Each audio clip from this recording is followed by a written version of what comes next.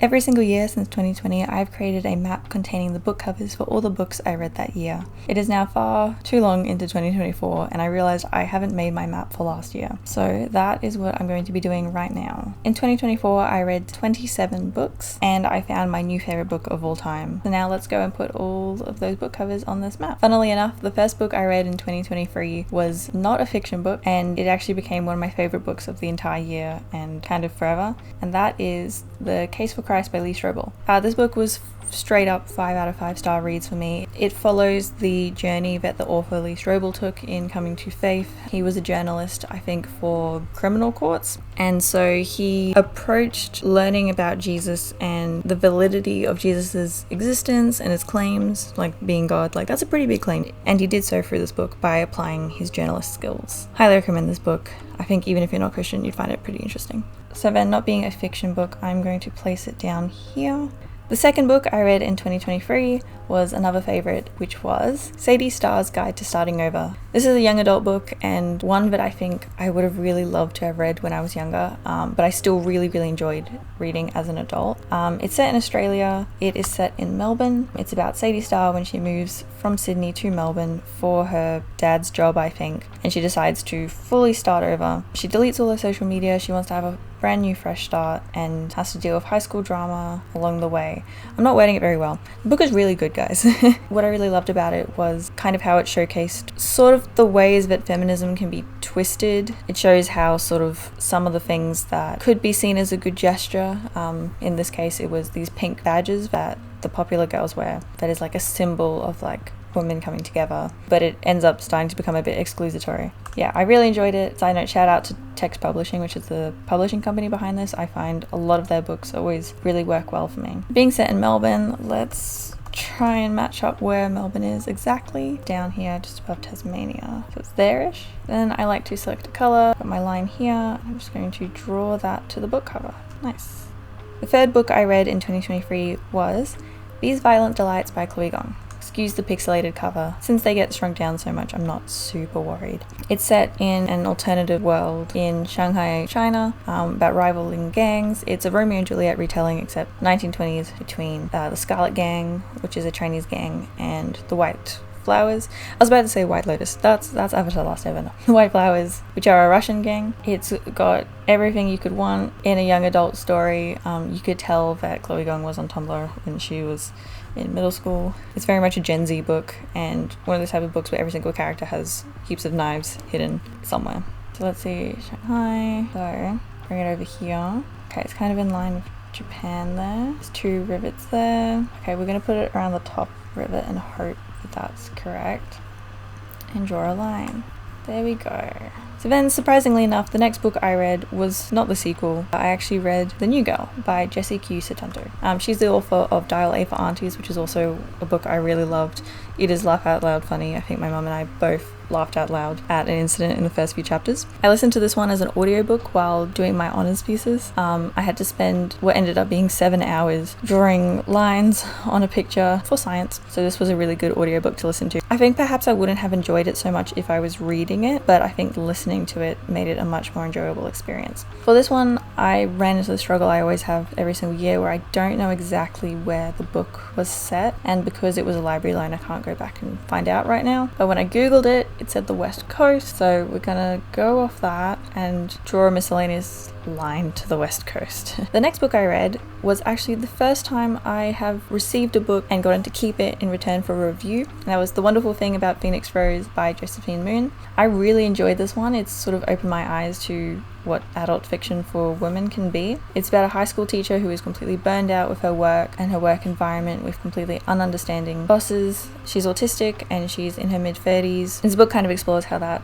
impacts her and the people around her and the amazing online community she found for other people like her. And as part of this community, she hears of a call from somebody in the community who is dying of cancer and has 11 animals, and they live down here in Tasmania and need to be looked after, and I don't know if it's part of the story or if it's just kind of what ends up happening by the end of the first chapters, but Phoenix then has to take an adventure of traveling and taking all of these animals up to Brisbane, which is up here.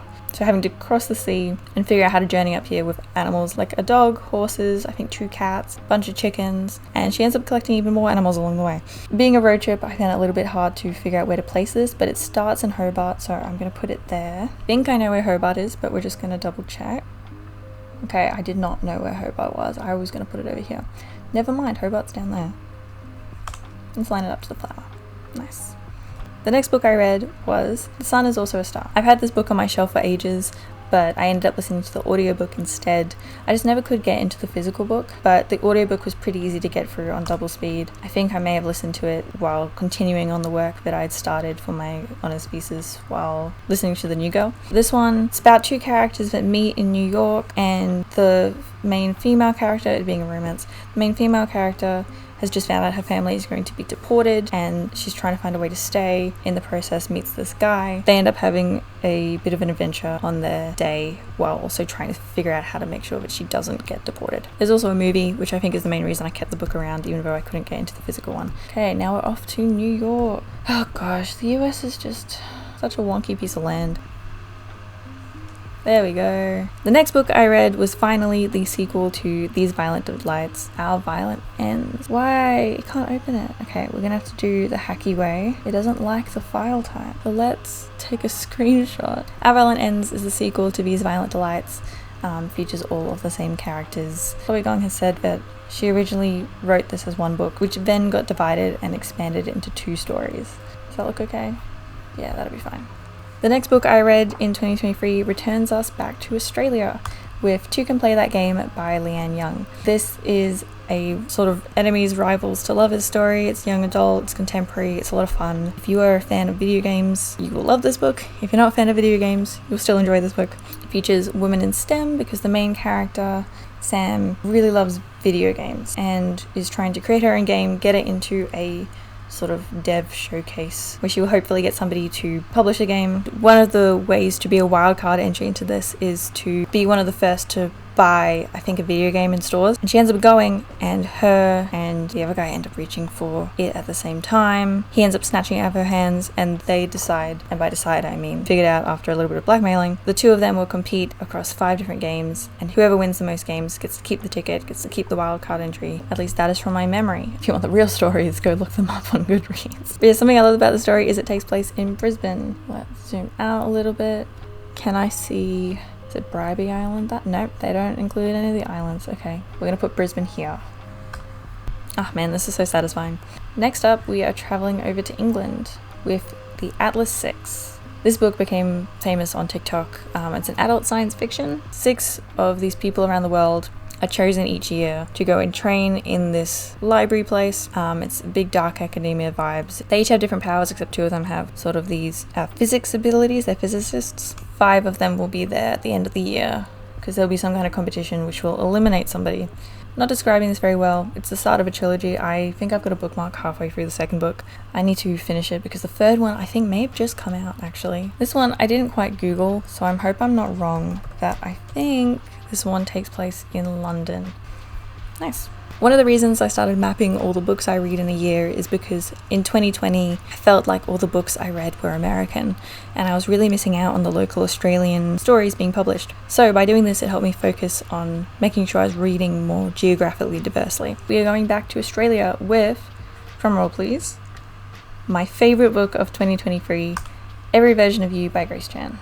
This book takes place in 2087, Melbourne, Australia, when the world has been ravaged by climate change and people escape into these pods and into these virtual reality metaverse-like worlds to live, play and work. A bunch of people have told me that's just the premise of Ready Player One, which, to be fair, haven't read that, haven't watched that, but I'm sure this is a billion times better.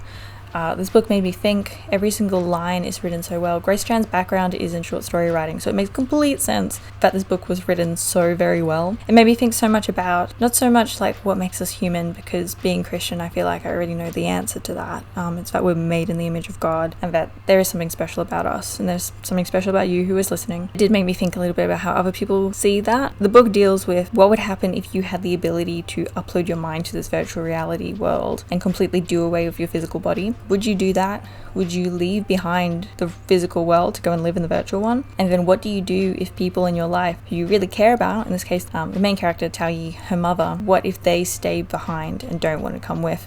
But then what happens if your partner goes with? You get to see how it impacts different people. For example, Tao Yi's partner, he has a disability, and it's kind of just getting worse as he gets older.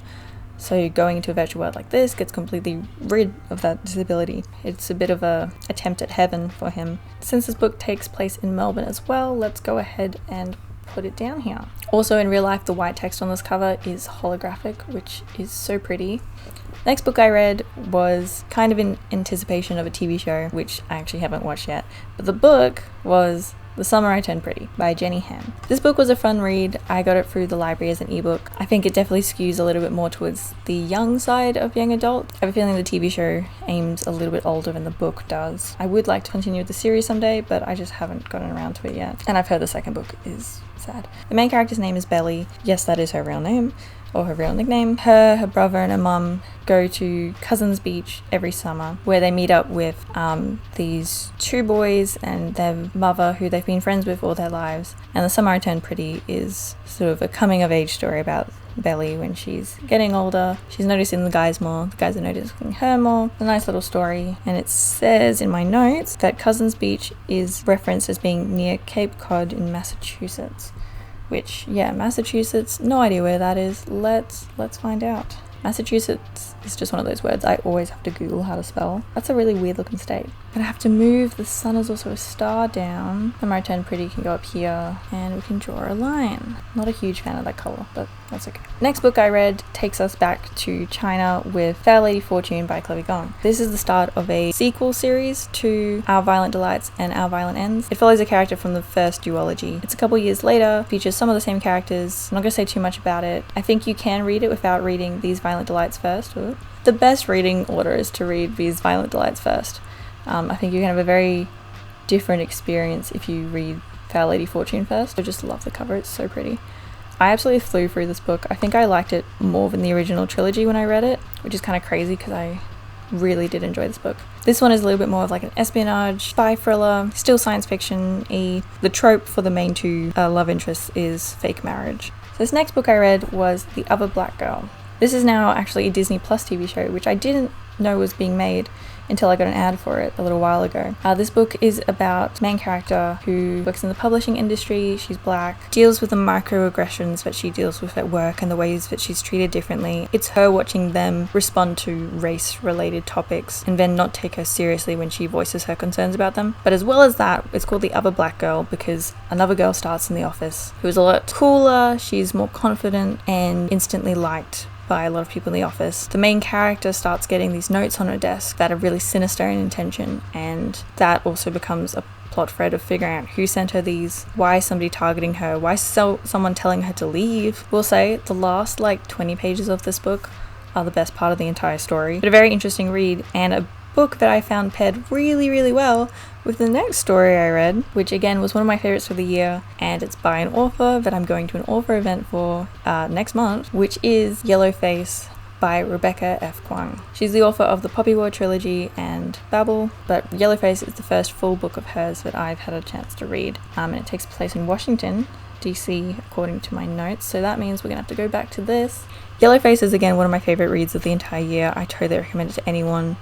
I read it so fast. In Yellowface, the main character, June, is friends with another author, a fellow author, Athena. Athena is Asian and she has had all the success and admiration that June wants. June, the main character, being a white woman, the author herself being Asian. So she's already got a little bit of jealousy there. But then when she's at Athena's apartment and Athena dies in a freak accident, and June watches this, and June finds an unfinished manuscript just sitting around in Afina's room. She steals it, passes it off as her own, and doesn't correct anyone when people think that the story, which has to do with, I think, Chinese workers in World War I, doesn't correct anyone when people assume the new pseudonym she's using means that she herself is Asian. Hence the title Yellowface. It's a really great book if you love the publishing industry like I do. It's a really fun read. It's very much a train wreck. You're watching the downfall of the main character. Yeah, there are mixed thoughts on the ending, but I think the book is well worth reading in spite of anything you hear about the ending. And now I have to figure out how to fit it in. This is the problem with reading too much US books.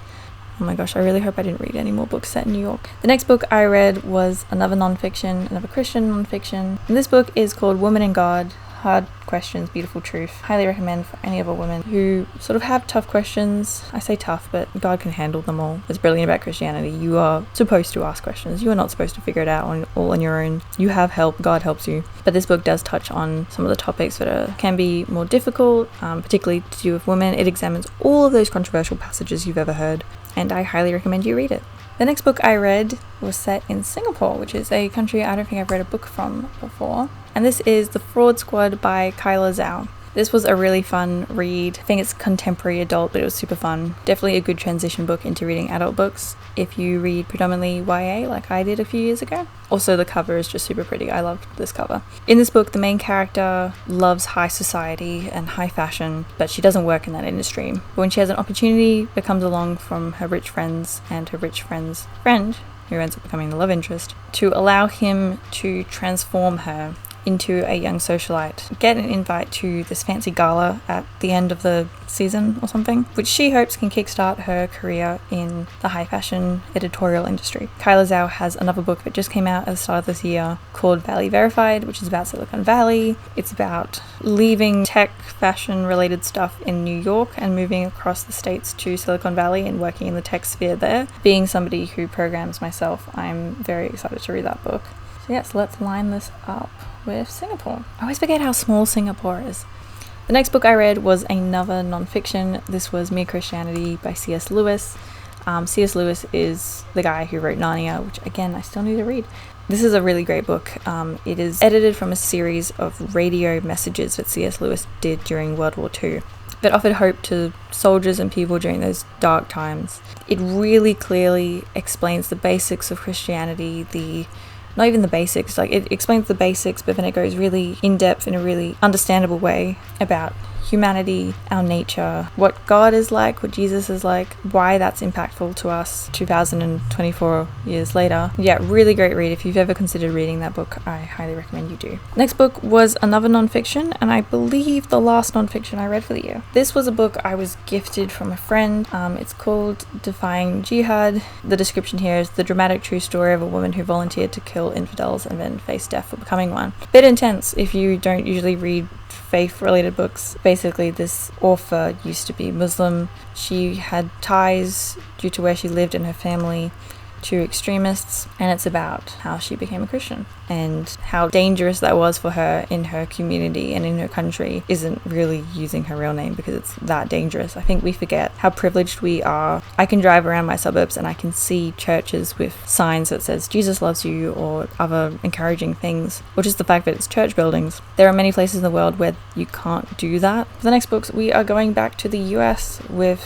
what I think we can all call a modern classic, which is the entire Hunger Games series. I reread all of these in anticipate of Ballad of Songbirds and Snakes, which I have an entire video on my channel about, so if you'd like to hear more about my thoughts on that and my experience rereading this series, I highly recommend you go and watch that video after this one. It'll be linked at the end.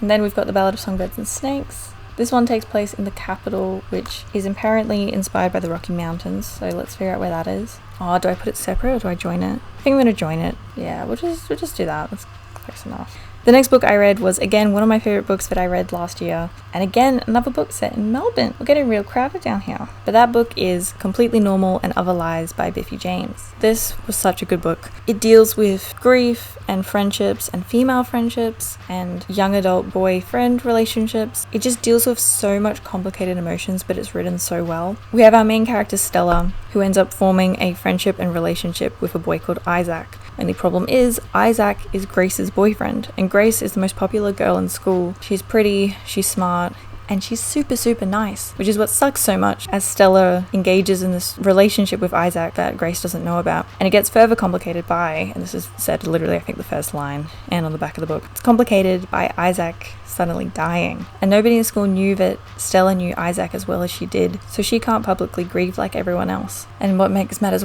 more complicated is she ends up becoming friends with Grace. As you can imagine, that's really intense, but it is such a good book. If you look at the covers that get published these days, it is covered in award stickers as it rightfully deserves.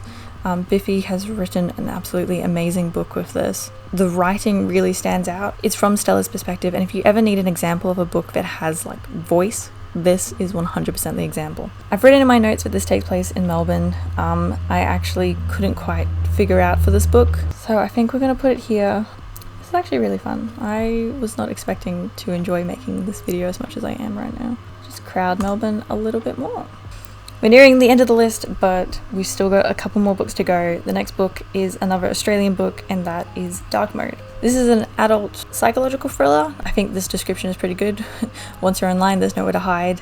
It's about this main character who is not online at all. She's got no online presence. I respect that.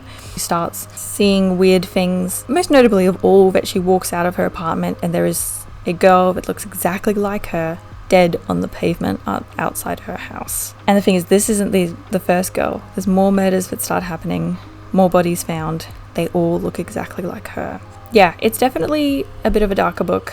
Don't read it for funsies, I guess. So this one takes place in Sydney. Sydney's always such a hard one to put on the map. Okay, we're gonna bring Dark Mode over here. Sorry, New Zealand, you are getting drawn over. I've actually been recording right now for 1 hour and 2 minutes, which is kind of insane. Third last book I read in 2023 was A Good Girl's Guide to Murder. This book is becoming a TV series. If you listen to my end of year tag video, I mentioned how I am making a reading blog for reading this entire trilogy.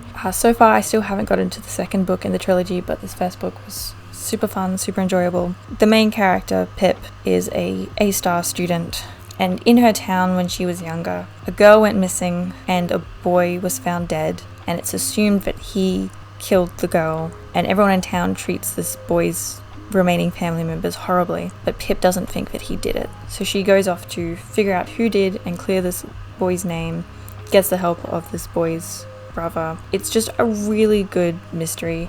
Highly recommend, super fun, and I'm excited for the TV shows which is coming out from the BBC. Second last book I read in 2023 was The School for Good Mothers by Jasmine Chan. Is another one of those social horror sort of feeling books, kind of like The Other Black Girl is what I would describe as social horror.